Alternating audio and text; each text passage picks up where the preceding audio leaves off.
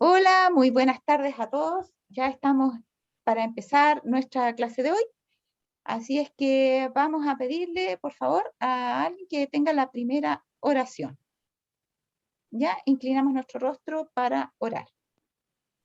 Susi, ¿estás por ahí? Sí, Ya. oremos. Padre nuestro que estás en el cielo, santificado sea tu nombre, Señor, en esta tarde.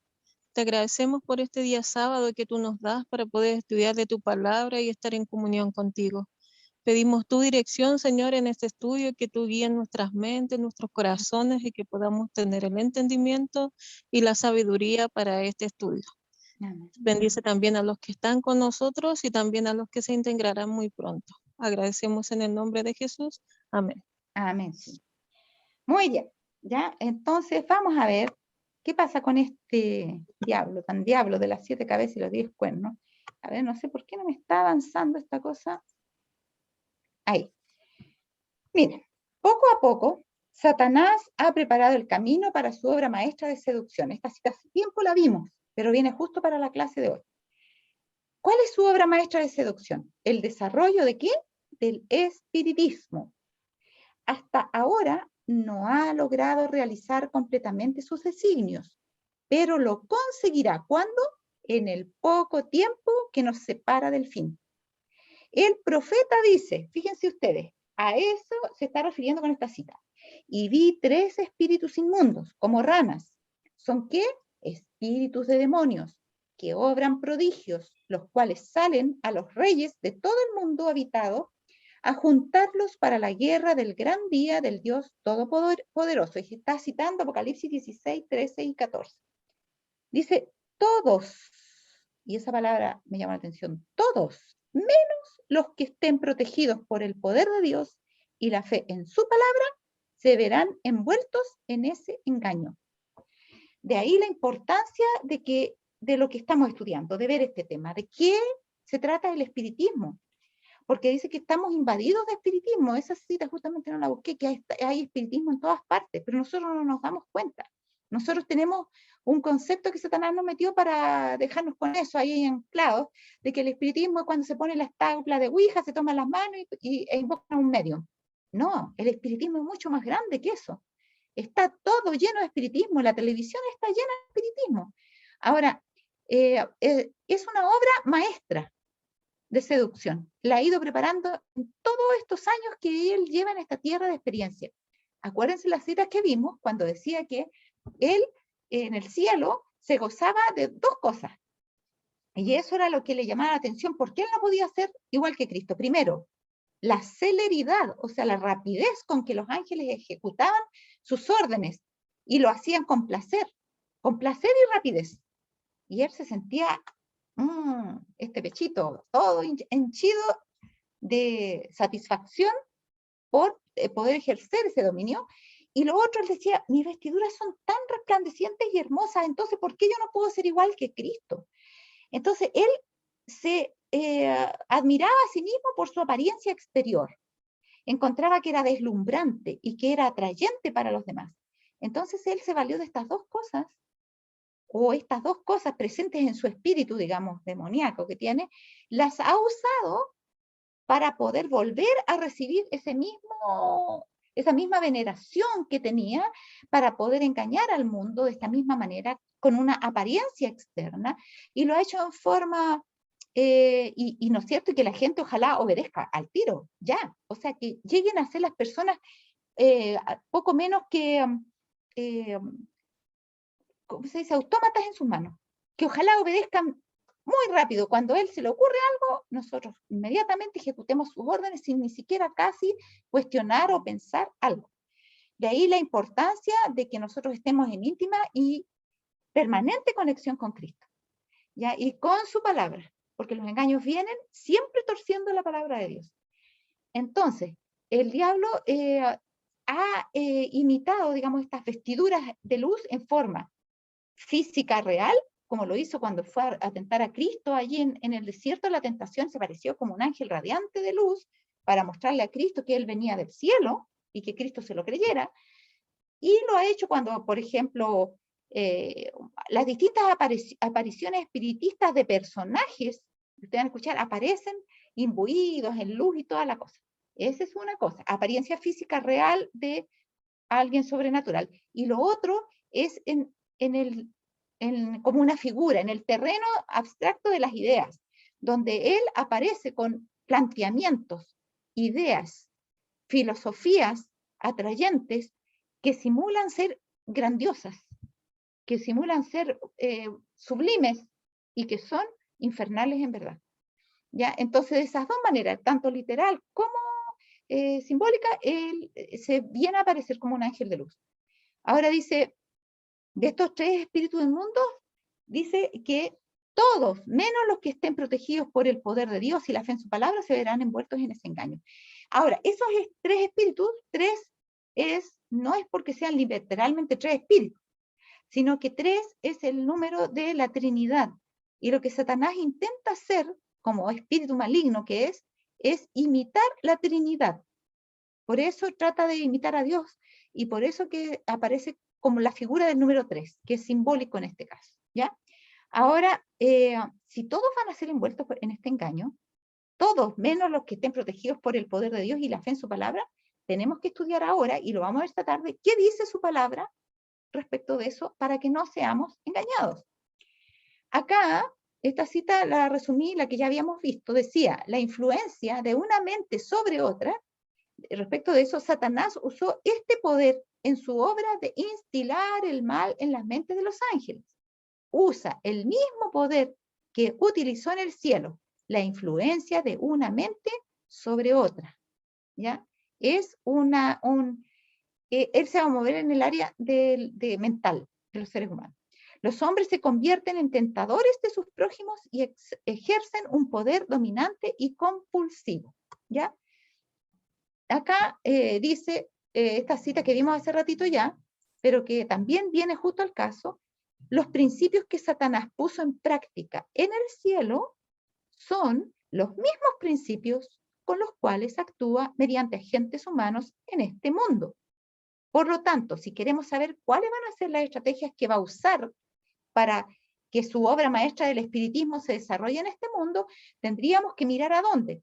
Tendríamos que mirar a los principios que puso en práctica en el cielo cuando engañó a la tercera parte de los ángeles. Y al respecto, a ver si era así justo eso. Vimos la programación neurolingüística, ¿se acuerdan? Yo aquí lo resumí en esto. ¿Cuáles son los objetivos de esa falsa ciencia que además se les está enseñando, incluso en algunos de nuestros colegios, a los profesores, para tener el control de los alumnos? Los objetivos, dijimos, de la PNL, programación neurolingüística, son, 1, afectar, ¿qué cosa? Nuestra percepción de la realidad. 2, modificar hábitos y conductas. ¿Ya? O sea, va al plano práctico. 3, influir en cómo funcionan los individuos, ¿ya? Por medio entonces de una influencia para que cambien sus pensamientos y acciones. ¿Ya? Entonces, ¿cómo va a modificar? Influyendo, y vamos a ver cómo, para que cambien. Eso es lo que quiere hacer. Y cuarto, lograr seguidores inconscientes, porque decía que la idea es que finalmente la persona los siga en forma inconsciente, sin darse cuenta. ¿Ya? Empiezan con una simpatía, una entrega, que sí, yo quiero probar esto, qué sé yo lo necesito, etcétera. Y, no, estoy confundiendo un poquito con la otra que viene hoy día. Sino que usan ellos algunas técnicas, que lo vamos a ver enseguida un poquito resumido también, para que incluso, por ejemplo, en una sala de clase o en una iglesia, la gente vaya diciendo amén a sus propuestas. Amén en una iglesia, pero en un colegio, para que los estudiantes se fascinen, digamos, con lo que está planteando el profesor. Tienen técnicas que usan para eso. Ahora, los métodos de la programación neurolingüística, decía, primero, usa estrategias de comunicación. ¿Ya? Entonces estudian todo lo referente a comunicación, ahí usan algunas estrategias. Yo les dije que no quiero entrar en detalles porque esto son las ciencias del diablo y yo no las voy a enseñar. Solamente quiero que tengan cuidado porque la comunicación es un vehículo que puede ser tremendo para el bien. De hecho, nosotros tenemos que comunicar el mensaje a los tres ángeles, pero también puede ser tremendo para el mal. Entonces tenemos que tener un filtro. No podemos llegar y absorber todo lo que nos digan. Segundo, usa mantras. o sea, repeticiones, parecido como la hipnosis, pero de distintas maneras, de distintas formas de repetir cosas para que queden. Por ejemplo, una vez yo vi ahí en la televisión, vieron y se mostraban una cosa, por ejemplo, que es un mensaje subliminal en el fondo. Mostraban, por ejemplo, jugando un partido de fútbol y de repente enfocaban más grande a alguien que tenía, pues voy a inventar, un número, 43 una camiseta. Después miraban a alguien que llevaba en un carrito algo y el carrito tenía un número, 43. Y después aparecía el número de una casa donde habría una señora y el número decía 43. Entonces, ¿qué querían grabar? El número 43. Pero las imágenes pasaban tan rápido que solamente la mente estaba discerniendo algo especial en el número 43, por decirle algún ejemplo. Esa es una mantra, es algo que se va repitiendo para dejar un mensaje subliminal. De ahí lo peligroso de nosotros ver escenas muy rápidas que van cambiando una a otra, por ejemplo en la televisión, porque hay cosas que no las alcanzamos a descifrar. ¿Ya? Entonces, la televisión tiene un uso hipnótico que es de parte de Satanás. Tengan mucho cuidado. La ficción, la hermana Joy habla mucho en contra de la ficción. ¿Ya? Y cuando a los bebés les enseñan desde chiquititos a ser adictos a la televisión, lo están colocando en manos del diablo. Es terrible esta cosa.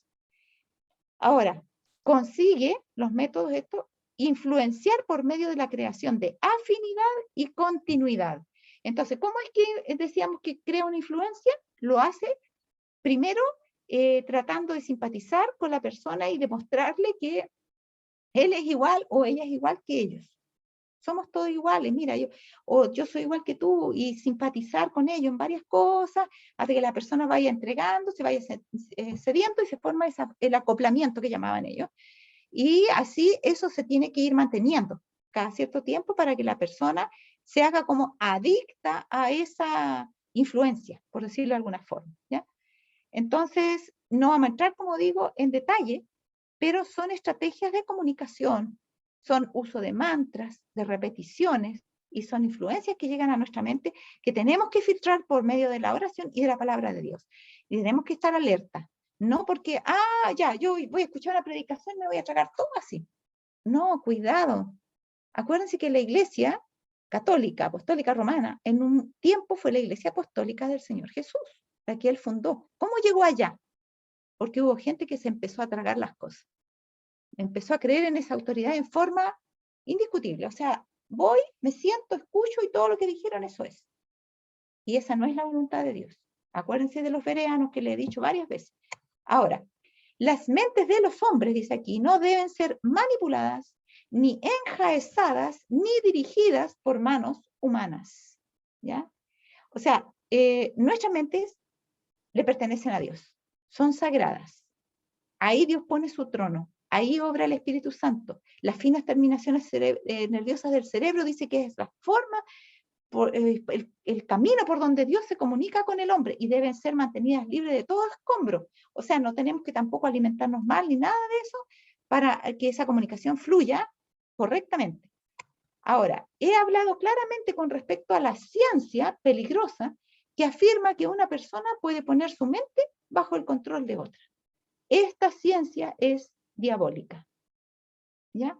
Cuando uno es adolescente, por ejemplo, a veces se empiezan a explorar cosas nuevas que a veces no son muy sanas ni muy buenas. Por ejemplo, ¿se acuerdan del famoso juego de la verdad? Que no solamente lo hacen los muy jóvenes, algunos un poquito más adultos también lo practican. O sea, mi mente está a tu disposición. Pregunta lo que quieras, yo te voy a decir todo lo que quieras. No importa lo que sea, yo te lo voy a decir. Eso es una ciencia diabólica. Nuestra mente nunca debe estar bajo el control de otra. Nosotros tenemos que preguntarle a Dios lo que vamos a decir, lo que vamos a pensar y todo lo demás. Y no podemos llegar y, no, aquí todo lo que tú digas, yo te doy. No puede ser.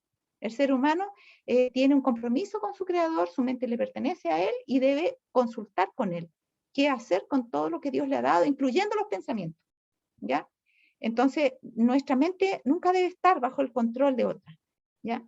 Acá, sin embargo, existe una forma de curación mental que es uno de los agentes más eficaces para el mal. Esta cita lamentablemente no estaba bien traducida. De paso, me estaban diciendo que al parecer se va a hacer ahora una revisión en los escritos en el White State también para revisar algunas traducciones. ¿Por qué? Porque en Estados Unidos se habla inglés. Entonces, los traductores de repente, en algunas cositas difíciles, algunos no la tradujeron tan bien, entonces tienen que hacer revisiones.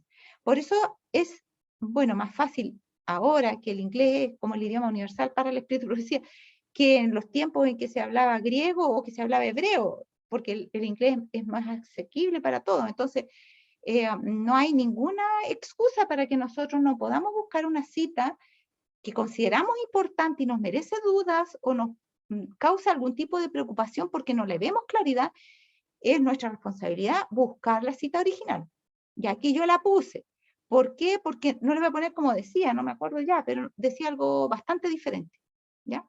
Y esta es el original en inglés. Se los puse para que si alguno le quiere sacar una foto o algo, lo mira después y lo revisa, se va a dar cuenta que es exacto, esta es la verdadera traducción. Una forma de curación mental que es uno de los agentes más eficaces para el mal. Los más efectivos, eficaces. Agencias para el mal. ¿Ya? O agencias,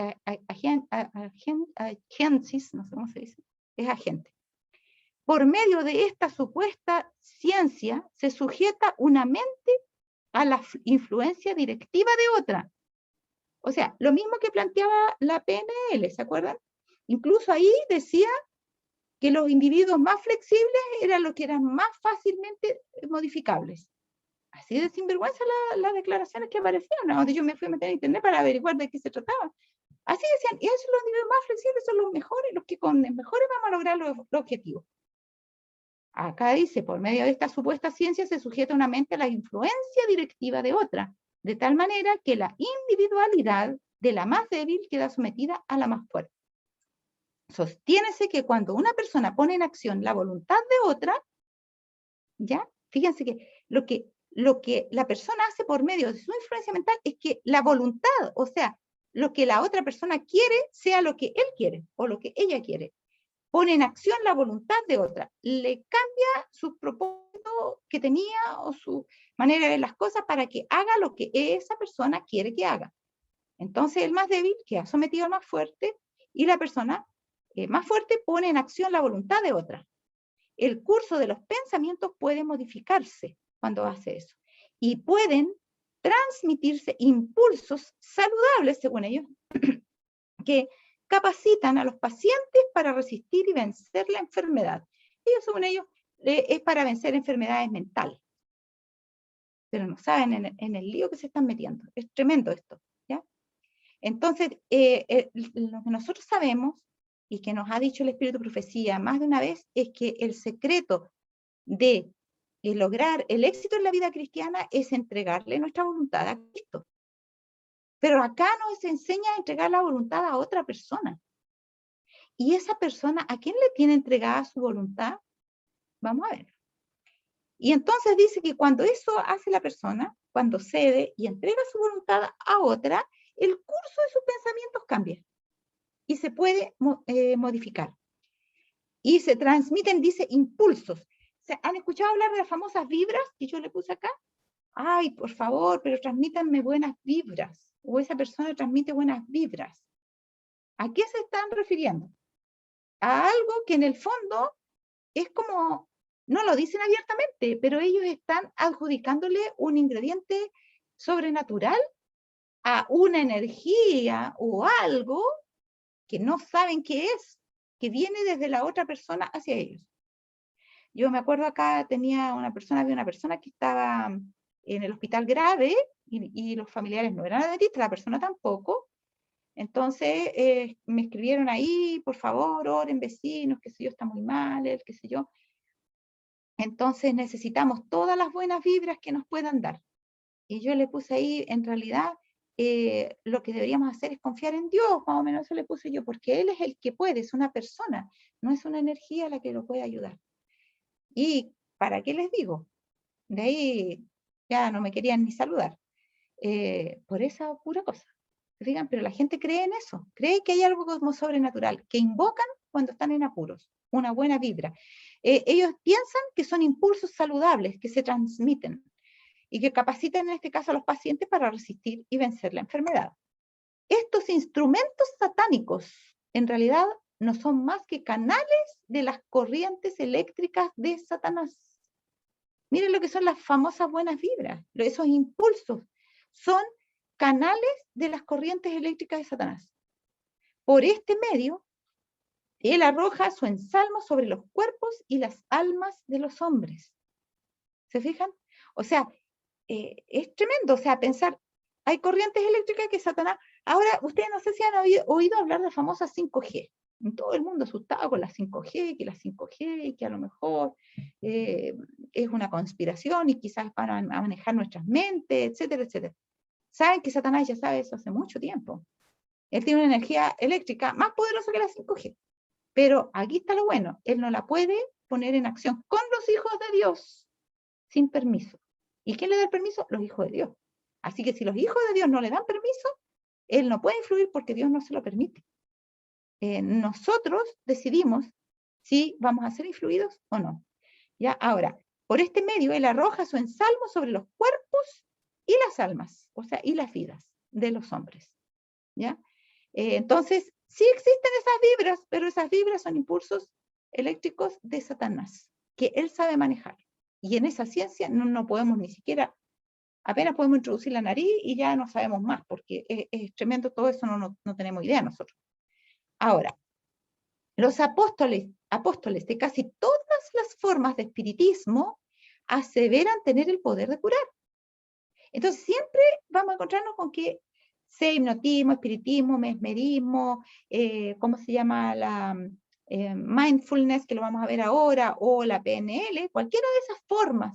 El yoga, que cuando lo practican en la forma mística, digamos, no solamente los ejercicios, porque es el comienzo, solamente para llevar a lo otro, o todo esto, el tai chi y todo este tipo de cosas de gimnasia especiales, orientales, todas son formas de espiritismo. Todas, al final, terminan con que tienen el poder de curar. Tienen el poder de curar. Eso es lo que aseveran. Los apóstoles, dice, de casi todas. Vamos a dar una probabilidad de que alguna no, pero casi todas las formas de espiritismo aseveran tener el poder de curar. Atribuyen este poder a la electricidad. No andamos perdidos, ¿no? Porque decía que son las corrientes eléctricas de Satanás. Al magnetismo, a los medios que obran, dicen, por simpatía o por fuerzas latentes en la mente humana. ¿Ya? Entonces, ellos atribuyen a eso, pero en realidad son los espíritus satánicos los que están manejando esas energías. ¿Ya? Ahora, abogar por la ciencia de la cura mental, dice acá, es abrir una puerta por la cual Satanás entrará. ¿Para qué? Para posesionarse de la mente y el corazón. ¿Ya? Es complicado entonces, o sea, nosotros vamos a buscar salud mental y vamos a quedar poseídos mentalmente por Satanás. Satanás va a entrar para posesionarse de la mente y del corazón, o sea, de nuestros afectos también. Satanás controla tanto la mente que se somete para ser controlada por otra, como la mente que ejerce ese control. O sea, el que está hipnotizando o que está haciendo el médico supuestamente mental, también está recibiendo la influencia de Satanás, aunque no lo sabe. Él piensa que es él el que está sanando, pero es Satanás. Entonces es complicado porque la persona cree que ella tiene un gran poder que puede sanar, pero cada vez que ella va a hacer algo, el que realmente lo efectúa es Satanás y ella se convence de que es ella la que está haciendo eso. Entonces, claro, se siente fascinada y cree de repente que está haciendo muy bien, pero no sabe que está sometida al peor de los tiranos que lo está dominando, controlando para que poder mantenerlas ahí atadas con sus engaños y que no puedan acceder a la salvación. Y vamos a ver por qué, de qué manera, cómo esto va a terminar finalmente. A ver, había algo que se me olvidó, algo les iba a decir, pero se me fue. Ya, no importa, a ver si me acuerdo después. Claro. Hay agentes, dice, que trabajan y que solo son intermediarios de los espíritus mentirosos. ¿Ya? O sea, los mediums, los médicos, las machis, qué sé yo, son solo intermediarios de los espíritus mentirosos.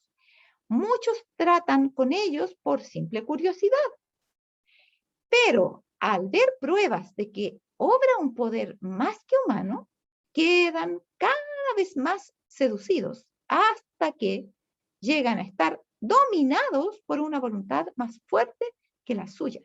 Ahí está el peligro. Entonces, igual que la droga. Es que yo quiero probar nomás para ver cómo es, si yo no voy a ser drogadicto, si no pienso dedicarme a sustancias, es para saber nomás. Así empezaron todos los drogadictos. Todos los drogadictos empezaron así. Y aquí es lo mismo.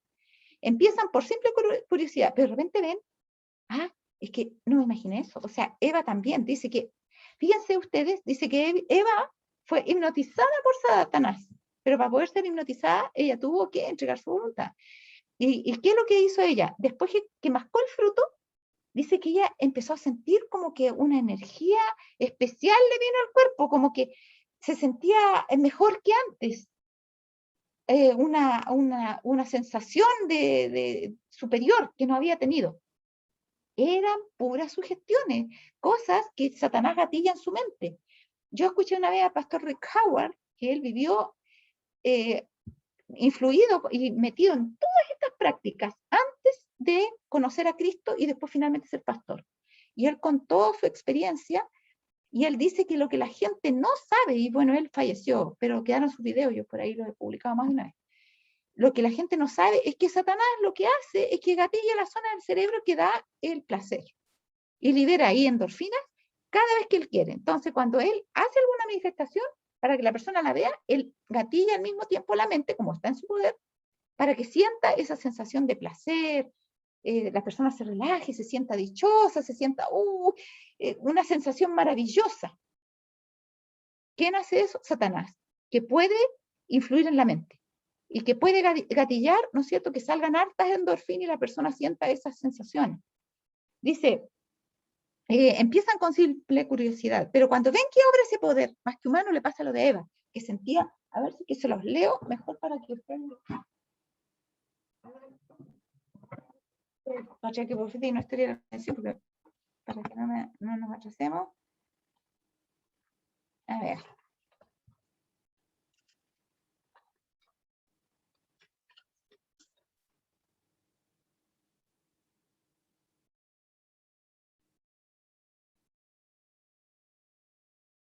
Mire, acá está más corta, creo que está más larga en Historia de la Redención, pero dice lo mismo. La página 39 de Patriarcas y Profetas, de acá. Dice, y ahora, habiendo pecado, ella se convirtió en el agente de Satanás para labrar la ruina de su esposo, con extraña y anormal excitación. ¿Se fijan eso? Extraña y anormal excitación, y con las manos llenas del fruto prohibido lo buscó y le relató todo lo que había ocurrido. El mal nunca quiere andar solo, siempre quiere andar acompañado. Y las personas generalmente cuando hacen algo malo, en un principio se sienten muy excitadas y muy felices, y como que, no, si no pasó nada malo, al contrario, me siento súper bien. ¿Quién hizo que sintiera eso? Satanás. ¿Para qué? Para tenerlas más cautivas en su poder y que alcancen a meter a otro en el mismo problema. Entonces, apoyándose con otros, que fue lo mismo que hizo en el cielo, esas personas ya no tienen tanto miedo porque se sienten que hay otra que también te gustó, ¿viste? ¿Sentiste eso mismo? Y entonces así se alientan para no tener miedo de lo que hicieron. Porque en el fondo, en su conciencia, algo les dice que no estaba bien lo que hicieron, hasta que ya abandonan esos temores definitivamente y se entregan al mal y se hacen adictos de estas cosas. Entonces, al ver pruebas de que obra un poder más que humano, quedan cada vez más seducidos hasta que llegan a estar dominados. ¿Cómo se llama eso de llegar a estar dominados? El sinónimo mejor para esa palabra es poseídos. Llegan a estar poseídos. Eso es una posesión. Por una voluntad más fuerte que la suya. Y si bien es cierto, nosotros, y dice, no pueden escapar de este poder misterioso. Hoy no vemos tantas posesiones como en el pasado, porque Satanás ha ido preparando el espiritismo, entonces lo está haciendo en forma más solapada, para que la gente no arranque. Porque si no van, oran y el Señor los puede sanar. Entonces, para que no hagan eso, les hace pensar que eso es bueno. Pero sí que cuando ellos quieren salirse de eso, entonces le provocan todos esos problemas que los llevan a no, si necesito eso nuevamente, y a la adicción esa, para mantenerlos atrapados ahí, sin que sepan que están poseídos. Entonces el éxito de Satanás en la actualidad es tomar posesión de las personas, pero sin que las personas echen espumarajo por la boca, ni salten, ni se peguen en el techo, sino que ojalá, mientras menos se den cuenta que están poseídas, tanto mejor. Pero están igualmente poseídas como esos que echaban espumarajo por la boca y que saltaban y todos los demás en los tiempos de Cristo. No crean ustedes que las posesiones ahora no existen. Existen, igual y casi peor. Solamente, ¿o por qué creen ustedes que ocurren estos crímenes tan atroces que se muestran en la televisión todos los días en las noticias?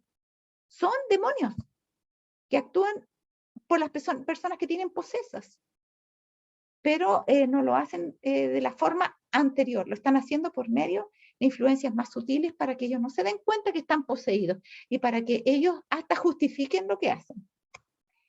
Dice, no nos pongamos nunca, nunca bajo el control de la mente de nadie. La cura mental es la ciencia más horrible que jamás se haya presentado. Fíjense ustedes. Todo malvado puede usarla para llevar a cabo por medio de ella sus malignos designios. No tenemos nada que hacer con semejante ciencia. Deberíamos tenerle miedo. Así dice, fíjense. Deberíamos tenerle miedo. Nunca deberían entrar en nuestras instituciones ni siquiera sus principios más elementales. Y, de hecho, la PNL se ha dado, yo sé específicamente un lugar de Chile donde se dio a todos los profesores de una región, se les dio conferencia de PNL para que ellos la pudieran usar con sus alumnos. Sé de un ministro que se jactaba de poder usarla en sus congregaciones. Entonces, para que ustedes se den cuenta, esto no es una cuestión así tan de otro planeta. No, eso está pasando dentro también de nuestras filas. ¿Por qué? Por ignorancia, porque no están estudiando estas cosas y no se dan cuenta de lo que están haciendo. Dice, Dios les prohíbe a ustedes y a cualquier otro ser mortal aprender o enseñar esa ciencia. El hecho de que usted, hermano N, no da el nombre completo, haya tenido que ver con ella, ya el hecho que haya tenido que ver con ella, basta por sí mismo ese hecho. ¿Para qué? Para demostrar que es inconsecuente que usted sea el médico jefe del hospital. En su tiempo había un jefe del hospital, un médico jefe, que tuvo contacto con esta ciencia de la cura mental. Y la hermana White le dice, eso lo inhabilita para ser el jefe del hospital. El solo hecho de que usted haya tenido que ver con eso, quiere decir que usted ya no está habilitada para ser el jefe del hospital. Porque claro, puede quedar, ¿se acuerdan que decía que tanto el que somete a la otra mente como la mente que es sometida, los dos están sometidos a Satanás sin saberlo? Entonces este médico jefe del hospital era peligroso, porque su mente había quedado cautiva a Satanás. Y dice, sepárense de todo lo que se parezca al hipnotismo. Todo lo que se parezca. Y vamos a ver cómo también nuestra iglesia está practicando han entrado algunas de estas prácticas por personas que han hecho sus grupitos y que andan esparciendo estas cosas. Ahora, no es propósito de Dios que ser humano alguno someta su mente y su voluntad al gobierno de otro para llegar a ser instrumento pasivo en sus manos. Nadie debe sumergir su individualidad, y la hermana White habla mucho de la individualidad. Incluso en el matrimonio se habla mucho de esto, de que nadie, ni una esposa, debe sumergir su individualidad o someterla o acabar con ella para que su esposo sea el que tome las decisiones, ni viceversa. Nadie, dice, debe sumergir su individualidad en la de otro. Nadie debe considerar a ser humano alguno como fuente de curación. Hay personas que sencillamente dicen, no, yo lo creo porque lo dijo el pastor. Hermano, no. Esa no es nuestra fuente de autoridad. Es verdad que tiene una cierta autoridad relativa, digamos, pero en la medida que está sujeto a la palabra de Dios. El ministro para que nos guíe a la palabra de Dios y no a sus propias filosofías, porque hay ministros que se han extraviado, hay ministros que han tenido que ser borrados de la iglesia. Entonces no es algo seguro que, me lo dijo el ministro y yo lo hago porque me lo dijo el ministro. Hay personas que en el trabajo le dicen, oye, pero ¿cómo no voy a poder trabajar este sábado si un sábado nomás? ¿Por qué no le pides permiso a tu pastor? Hermano, ningún pastor puede autorizar a trabajar en sábado porque Dios es el que es el soberano en eso. Él es el que dio la orden, no el pastor, que guardáramos el sábado, ¿se fijan? Entonces nadie debe considerar a ser humano alguno como fuente de curación, en este caso. Solo debe depender de Dios. Solo debe depender de Dios. Por supuesto, hablando de la cura mental, en ese contexto. La cura mental es uno de los más grandes engaños que puedan practicarse con alguien. Se puede sentir un alivio temporal, pero la mente de la persona dominada nunca más, y esta es la cita que yo le había prometido, nunca más será tan fuerte ni tan digna de confianza. Por eso que le dice ella a ese jefe de hospital que ya no puede ser jefe de hospital por haber tenido alguna relación con esa ciencia de la cura mental. Porque ya su mente no es fuerte para resistir al malo ni al mal. Y tampoco es digna de confianza. Porque Satanás, cuando quiere, han visto como cuando mostraban a veces en la televisión, yo años atrás veía, ahora no se ve mucho así, pero mostraban asuntos de hipnosis en esos programas, así como Los Sábados Gigantes o así, que yo ya no los veo, a lo mejor lo están mostrando, pero como yo ya no veo, no lo he visto. Pero ahí mostraban como bastaba que la persona que había sido una vez hipnotizada, después la persona de repente hiciera así nomás y ya nuevamente caía en trance, aun cuando la habían sacado del trance. Porque queda, como decía la cita, sometida a la otra persona, dominada, está dominada por un demonio, y cuando quiera Satanás la va a usar. Entonces, la persona de la mente de la persona dominada, nunca más será tan fuerte ni tan digna de confianza. Así que esto es muy peligroso. Debido a que son falsificaciones de la verdad, el espiritismo, la teosofía, que yo no la he estudiado, pero me imagino por dónde más o menos debe ir, y otros engaños similares obtienen gran poder sobre la mente de los hombres, ¿ya? Porque son falsificaciones de la verdad. O sea, el diablo, siempre acuérdense que yo les he dicho muchas veces, que el error siempre se nutre de la verdad, porque nadie le va a venir a contar a usted que vive en una casa con los marcianos, porque nadie lo va a creer. Tiene que haber algo de verdad para que la persona tome la mentira. Entonces, acá estas cosas igual, son falsificaciones de la verdad. Es como que no, si esto es bueno, esto sana a la gente, le hace un bien.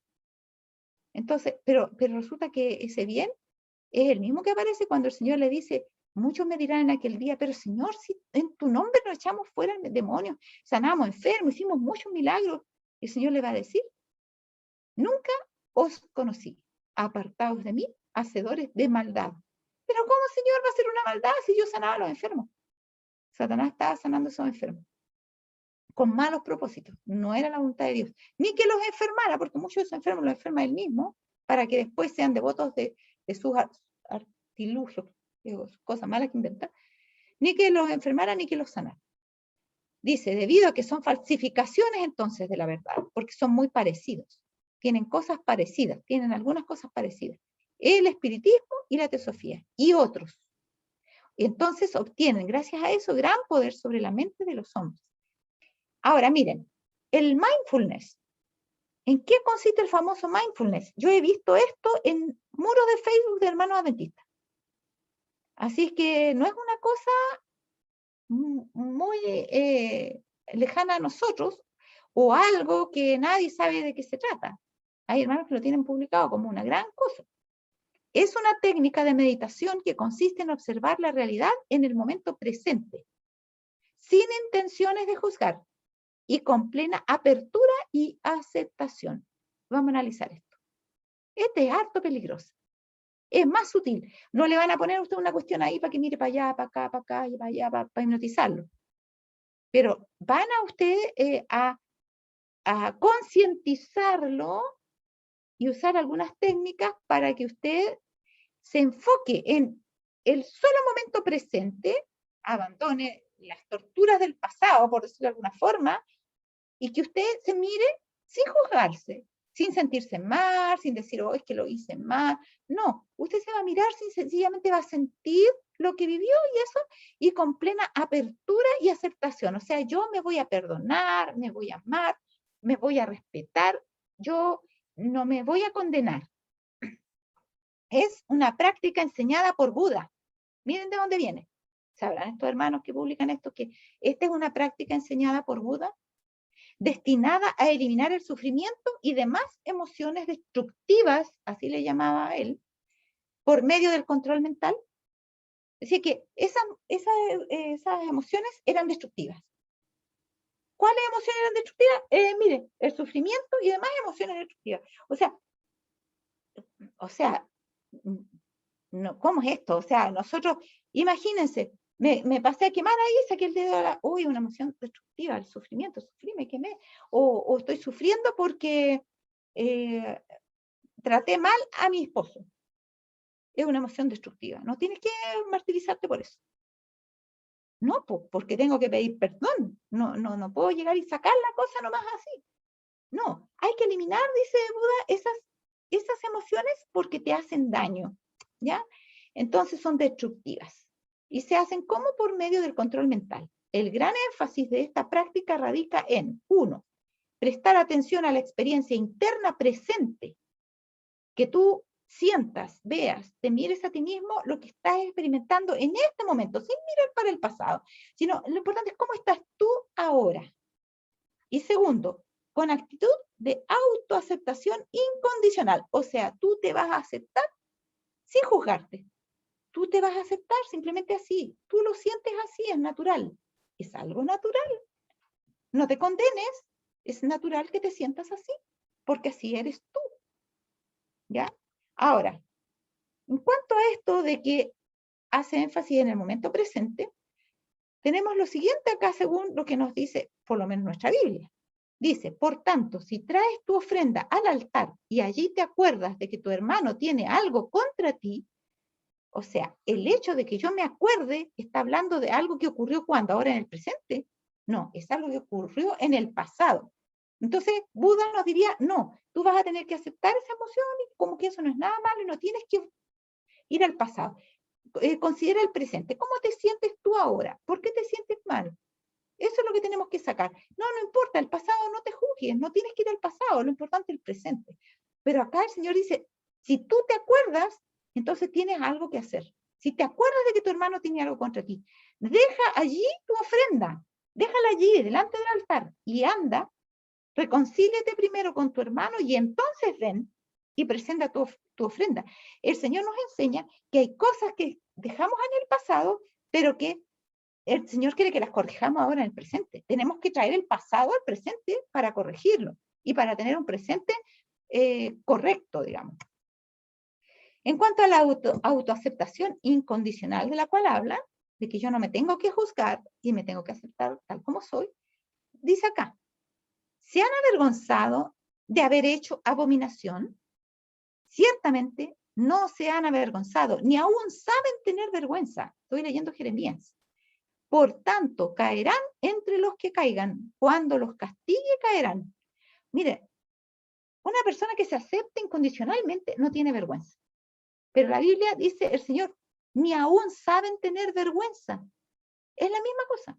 Por tanto, caerán entre los que caigan. Cuando los castigue, caerán. Dice Jehová. Así dijo Jehová. Paraos en los caminos y mirad y preguntad por las sendas presentes. No, por las sendas antiguas. Ellos que dicen que hay que fijarse solamente en el presente, que hay que dejar atrás el pasado. Preguntad por las sendas antiguas. Había algo bueno también ahí atrás. Hay cosas malas atrás que corregir y hay cosas buenas atrás que hay que retomar. ¿Cuál sea el buen camino? Y andad por él. Preguntemos la senda antigua, ¿cuál es el buen camino? Y andad por él y hallaréis descanso para vuestra alma. El Señor dice, no, el descanso no es la negación. El descanso no es que usted se olvide del pasado. El descanso es que usted rescate lo bueno del pasado y que corrija las cosas que puede corregir del pasado. Y entonces, dice el Señor, van a tener verdadero descanso. Ese es el único verdadero descanso. Más dijeron, no andaremos. Eso es Jeremías 6, 15 al 16. Tengo la impresión que es Jeremías 3. A ver, déjenme ver bien, porque tengo la impresión... perdón, estaba... no sé si es Jeremías 6 o Jeremías 3. Entonces les digo enseguida...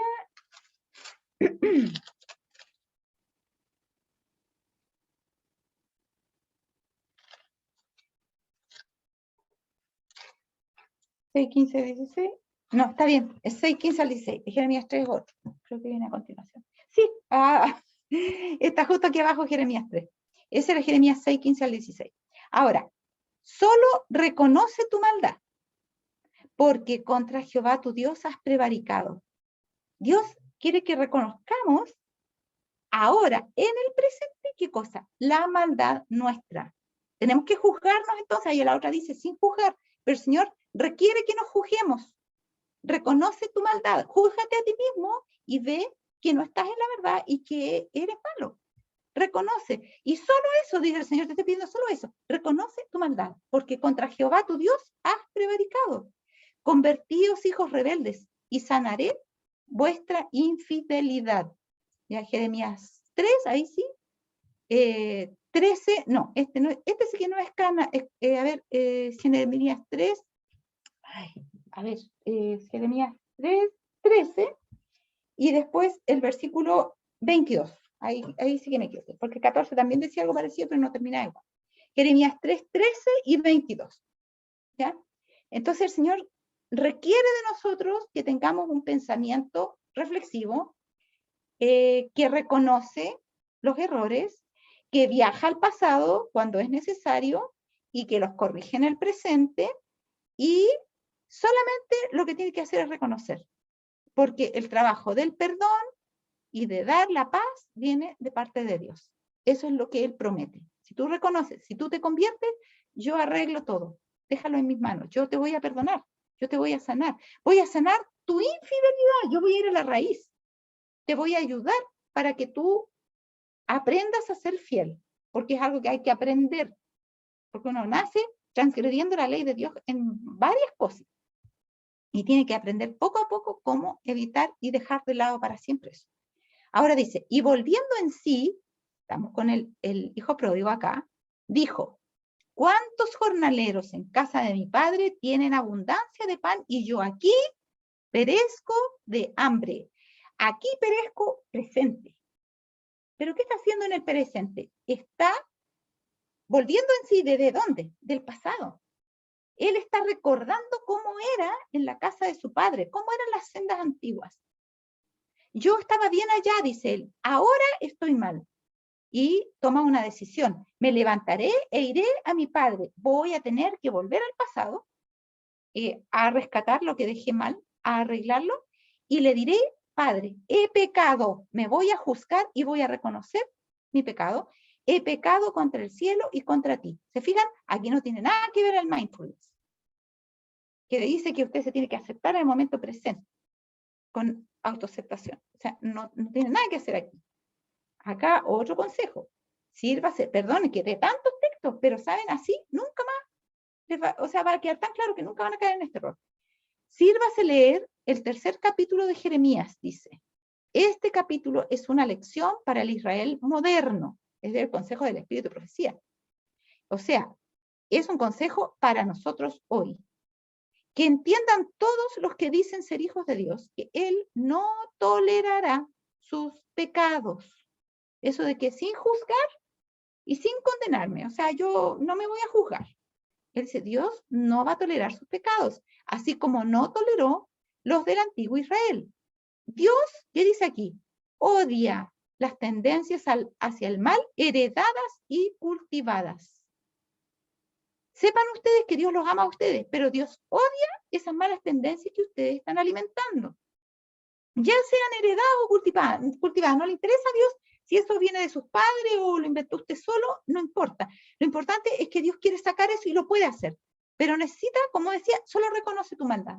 Solo reconoce y conviértete. Vuélvete a mí para que yo te sane. Te voy a curar de tu infidelidad.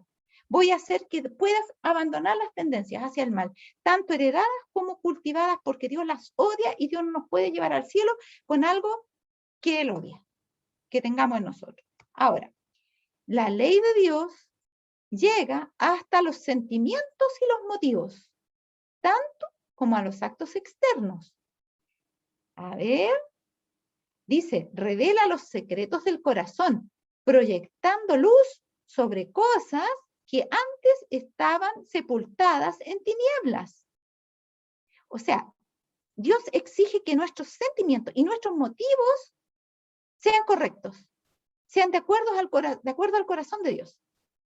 Y que nuestros actos externos, por ende, también lo sean.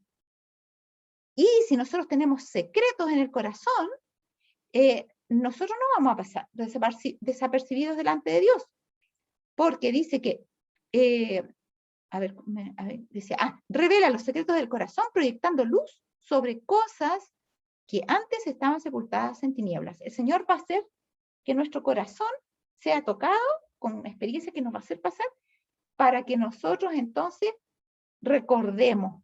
El Señor tiene buenos remedios para la memoria y nos vamos a acordar de cosas que estaban sepultadas en las tinieblas y que no eran buenas.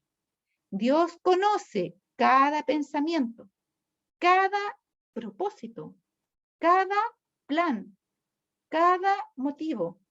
Los libros del cielo registran los pecados que se hubieran cometido si hubiese habido oportunidad.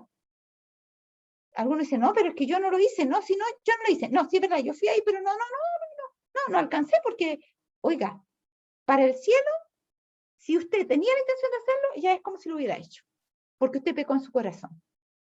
Y por eso, por haber pecado en su corazón, se le juzga como que lo hubiera cometido, aunque no lo haya cometido de hecho. Dios traerá a juicio toda obra con toda cosa encubierta. Con su ley mide el carácter de cada hombre. Así como el artista transfiere al lienzo los rasgos del rostro, así también los rasgos del carácter de cada individuo son transferidos a los libros del cielo. Dios tiene una fotografía perfecta del carácter de cada hombre y compara esa fotografía con su ley. Él revela al hombre los defectos que echan a perder su vida y lo exhorta a que se arrepienta y se aparte del pecado. ¿Se fijan ustedes? Dios dice que lo que hace es para qué. Para sacarnos en cara y ahí gozarse. Viste, vengo sufriendo, está tan contento haciendo pecado, ahora no tengo que haber sufrido. No. Dios nos saca a la luz el pecado ¿para qué? Para que nos arrepintamos y nos apartemos del pecado. Porque esos defectos tienen que ser corregidos porque están echando a perder nuestra vida. Y vamos a ser felices cuando consigamos apartarnos del pecado.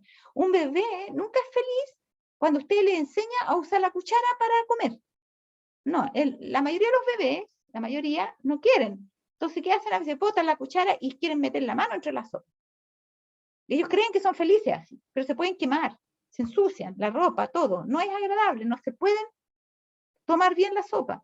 Es desagradable tener que aprender a usar la cuchara, pero una vez que aprende, va a ser mucho más placentero. Igual que para un bebé tampoco es muy agradable. Yo me acuerdo al mío no le gustaba que le pusieran pañales cuando ya tenía como 6 meses, empezaba a patalear. No, más edad tenía. Y empezaba a patalear para sacárselo cuando yo se lo estaba poniendo. Y yo luchaba a ponerse y él pataleaba porque él no quería usar pañales, pero si no lo hubiera usado, habría sido más desagradable el efecto de no usarlo si es que no sabía controlar su esfínter. Entonces nosotros también, el Señor quiere enseñarnos cosas que no son agradables, dice al momento presente, pero produce fruto apacible de justicia para los que en ella han sido ejercitados, dice Pablo. Entonces hay cosas que al momento presente pueden no ser agradables, el mismo reconocer nuestro pecado puede no ser agradable, pero esas cosas, así el Señor las elimina y nosotros sentimos paz cuando sentimos el perdón de Dios y luego sentimos no solo el perdón, sino que el poder de Dios y la inspiración de Dios para no volver a cometer esos pecados. Y finalmente somos liberados de esas cargas y somos verdaderamente libres. Ahí sí se quiere la verdadera libertad. Miren, son las 6 en punto. Estamos en la hora de terminar nuestra clase. No sé si alguien tiene alguna pregunta que quiera hacer, alguna cosa, porque ya estamos en el tiempo para terminar la clase. La verdad es que quedaron muchas diapositivas pendientes. Tenemos que entrar a un tema de esto mismo que tiene que ver con nosotros ahora, con nuestra iglesia, y vamos a tener que dejarlo para la siguiente clase. Pero si alguien quiere hablar de lo que vimos hoy día, alguna cosa, alguna experiencia o hacer alguna consulta, este es el momento para que lo pueda hacer. ¿Ya? Solamente desmutee su micrófono y haga la pregunta. Y si no, entonces yo creo que ya ha llegado el tiempo de terminar nuestra clase de hoy, ¿ya? Espero que haya quedado claro. Entonces hemos visto el PNL, que es la programación neurolingüística, hemos visto el famoso mindfulness, que algunos no saben, no sabían de qué se trata, ya saben. Hemos visto el hipnotismo, el mesmerismo, que es más o menos lo mismo que el hipnotismo, que son ciencias de cura mental, y que también a veces dicen que curan el cuerpo, y hemos arribado a la conclusión de que esas son ciencias satánicas que surgieron con la caída de Satanás en el cielo. Él las usó con los ángeles en el cielo, y es las mismas que está usando ahora, y que esto es algo bien planeado, porque el espiritismo es algo que es la obra maestra del diablo para el tiempo del fin. Por lo tanto, dice que todos los que no estén preparados para enfrentar esto van a caer. ¿Y cómo nos preparamos? Solamente mediante el estudio de la palabra de Dios y la dependencia de Dios. Y cuidemos las avenidas del alma. No tenemos que dejar entrar influencias que no sabemos controlar.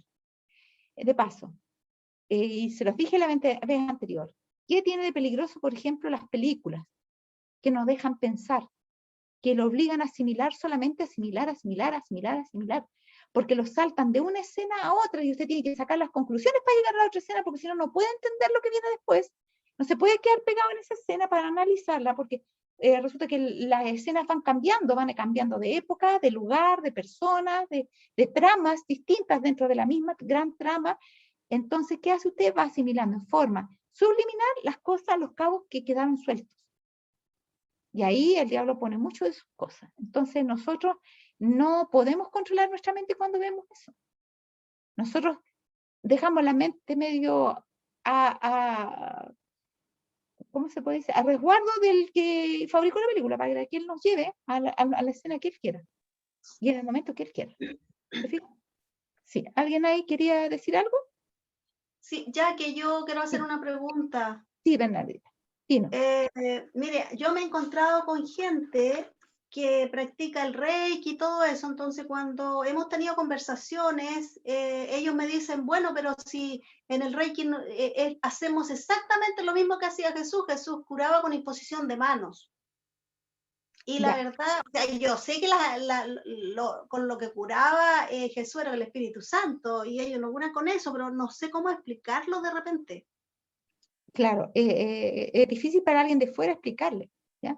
Pero nosotros sí tenemos claro, o sea, primera cosa, el Señor dijo que el Espíritu Santo es dado a los que le obedecen.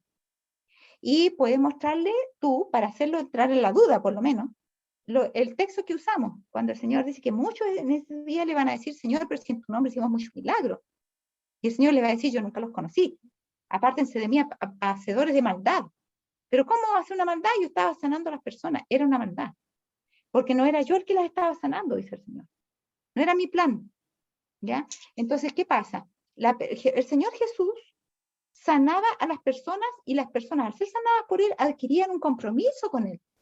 Un compromiso de gratitud que los iba a llevar a la vida eterna. Mientras que estas otras personas que sanan con Reiki, no se requiere que haya perdón de los pecados para ser sanados. Por ejemplo, en el mismo ungimiento de los enfermos que está en Santiago 5 al final, y que los católicos algunos lo practican de otra manera así, pero, o sea, ellos dicen que es ¿cómo es que le dicen? No le llaman el ungimiento por los enfermos, le llaman de otra manera. Bueno, pero es como la extrema unción, eso. Ellos se la dan a cualquiera, o sea, todo el que la pide la da y ya es salvo. Todo el que quiera el Reiki, no importa si es un violador, si es un asesino, no importa si es un mentiroso, un estafador, está enfermo, quiere Reiki, le pone las manos y lo sana. ¿Dónde está la influencia para el bien? Las personas que eran sanadas por Jesús escuchaban a Jesús, sus predicaciones, quedaban cautivados porque el Espíritu Santo trabajaba en sus mentes y en sus corazones. Ellos querían entregarle su vida al Señor. Estaban muy agradecidos y conocían la verdad y tenían vergüenza de sus imperfecciones, a la vez que tenían atracción hacia el bien. La mujer que quiso hacer un reiki, entre comillas, o sacar energía de Jesús para ser sanada, como diera lugar, porque ya no podía hacerlo de otra forma, y fue y le tocó el borde del manto, el Señor Jesús le dio una gran lección. Aquí nadie me roba sanidad. Yo doy la sanidad. Entonces empezó a buscar. Alguien me ha tocado, y los empujones, y lo tiran por un lado y para otro. No, yo sé que alguien me tocó, pero Señor, si la multitud te aprieta y oprime y tú dices, ¿quién me ha tocado? ¿Cómo se te ocurre decir una cosa tan ilógica? No, yo sé que alguien me ha tocado porque salió virtud de mí. Alguien me tocó con fe. Él sabía el toque de la fe. ¿Cuál era el toque de la fe? Y él quería no solamente darle la sanidad física a esa mujer. Entonces, él dice que la mujer con vergüenza vino y confesó que ella lo había tocado y le explicó por qué lo había tocado. ¿Ya? Entonces, ¿qué lección sacamos de ahí? Los milagros del Señor no se roban a hurtadillas. Tiene que haber un compromiso, y el Señor quiere un compromiso entre el que recibe lo que Él le va a dar y entre Él. Tiene que haber una relación de pacto con el Señor, para que esa sanidad no sea solamente pasajera, ya me mejoré. Miren, Lázaro fue resucitado, pero igual se murió al final. Pero no todos son así, porque Lázaro se murió al final, pero va a volver a resucitar. Pero hay otros para vida eterna, que fueron sanados, pero después se murieron y no van a resucitar para vida eterna. Entonces, lo importante es el resultado final para vida eterna. La sanidad temporal no interesa si lo importante es la vida eterna. La vida eterna es lo que importa. ¿Se fijan? Entonces, si alguien está confiado en ese taumaturgo que lo sanó, ¿ya? Va a seguirle todas las indicaciones y las cuestiones y va a hacer ceremonias que le van a indicar y todo. ¿Y cuándo va a conocer a Cristo? ¿Cuándo va a saber cuáles son los requerimientos del reino de los cielos? ¿Qué cambios tiene que hacer en su vida para poder encajar en las mansiones celestiales? Nunca lo va a saber, porque con aprender una velita y hacer tal o cual cosa, suficiente, no necesita más. Y cuando venga Jesús, ni siquiera conoce a Jesús, no se puede ir al cielo, recibió la salud física, ¿de qué le sirvió? Hay una cita que habla de eso, se las voy a poner en la próxima para que lo vean. ¿Ya? Entonces lo importante para el Señor, sanar a alguien, sin que sea el plan de Dios, es una maldad. Por eso que les dice hacedores de maldad, porque los deja conformes con sus pecados y con su vida, sin cambio para vida eterna. ¿Se fijan? Entonces ese es el gran problema. Como te digo, diles esa cita, Bernardita. Es muy importante, la cita de que habla de que muchos van a sinceramente, van a estar consternados, asombrados, ¿y por qué no me salvaste? Pero si yo hacía milagros, Señor, en tu nombre. Y el Señor va a decir, no, yo nunca los conocí. Porque ellos se preocuparon de hacer milagros, pero no se preocuparon de conocer a Cristo, que era la fuente de los verdaderos milagros. Nunca quisieron conocer a Dios. Simplemente querían recibir cosas y hacer cosas para recibir aplauso de los hombres, pero no estaban buscando hacer la voluntad de Dios. Entonces, eso es lo que hay que hacerle pensar a la gente, que hay gente que sinceramente está equivocada, pero que Dios ya nos advirtió de eso, que Él dio una parábola especial para hablar de eso, o sea, no una parábola, un incidente, digamos, hipotético, ¿cómo se dice? Simbólico, no sé, una figura de lo que iba a pasar. Es como algunos le van a decir eso, porque la verdad cuando Jesús esté viniendo ahí, no van a pararse ahí, Señor, yo eché fuera demonio y hice mucho milagro. No, pero en su conciencia, en sus mentes va a estar esa interrogante. ¿Se fijan? Entonces eso, hay que hacer pensar a la gente con eso. ¿Por qué el Señor dijo eso? Decirle, mira, acá hay una palabra que dice así. ¿Cómo lo entiendes tú? Déjenlo con la duda. Y cuando quiera entender, ahí le explican. ¿Ya? No sé si por ahí Bernardita más o menos ayuda un poco. Porque... Sí, súper claro. Ya. Gracias. No hay de qué. Qué bueno, me alegro. Muy bien. ¿Alguien más tiene alguna pregunta? Y muy buena la pregunta a todo esto. Así que es bueno que hagan preguntas, les sirven a todos. Bueno, si no es así, entonces vamos a pedir a otra persona que haga, por favor, la última oración, que encienda su micrófono, ¿ya? Una persona voluntaria que está ahí para que pueda hacer la última oración. Y será hasta el próximo sábado. Muy bien. Oremos. Vamos, oremos. Cerremos nuestro ojito. Amante y bondadoso Padre Celestial, mil gracias le doy por todas las enseñanzas que usted nos entrega a través de estos estudios. Hay mucha claridad en ellos, cómo podemos nosotros discernir o tratar de discernir las equivocaciones que se puedan cometer. Ciertamente, Señor, hay mucha desinformación en el medio y a veces las personas se dejan llevar por estos errores que quieren sanar o que quieren llevarnos más allá de lo que verdaderamente podemos tener. Pero usted, Señor, en su gran misericordia, abre puertas, abre ventanas que nos guían por el camino correcto. Que su luz maravillosa, Señor, sea la que siempre inunde nuestra sabiduría. Gracias por poner personas que nos enrielen por el camino correcto. Acompáñenos durante esta semana nueva que viene, llena de desafíos, de cosas que no sabemos cuáles son, pero como usted indica en su palabra, tenemos que vivir el día a día. Agradezco todo, Señor, pedimos su bendición y compañía en el nombre precioso de nuestro amado Salvador Jesús. Amén y amén, Señor. Amén, Señor. Que Dios les bendiga, que tengan una linda semana. Chao a todos. Adiós, adiós. Chao, chao.